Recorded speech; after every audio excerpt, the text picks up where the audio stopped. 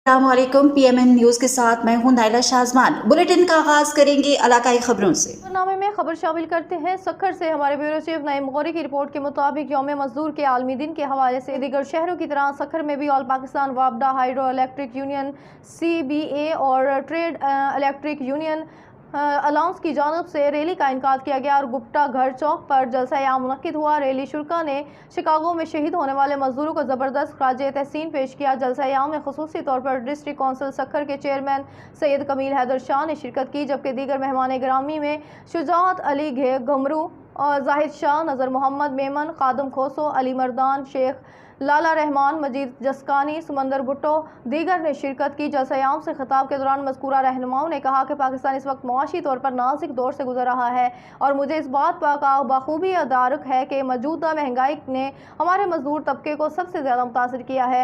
मजदूर रहनुमाओं का कहना था कि मजदूरों के लिए हमारे मुल्क के हालात शिकागो के मजदूरों से ज़्यादा ख़राब हो चुके हैं। मजदूरों ने हुकूमत से मुतालबा किया है कि मजदूरों की दिहाड़ी, माहाना तनख्वाह और दीगर अलाउंस में 100% इजाफा किया जाए और सुप्रीम कोर्ट के फैसले के मुताबिक सोनारिटी और बीफेक्सेशन लेटर जारी किए जाएं ताकि मजदूरों में पाई जाने वाली बेचैनी को दूर किया जा सके।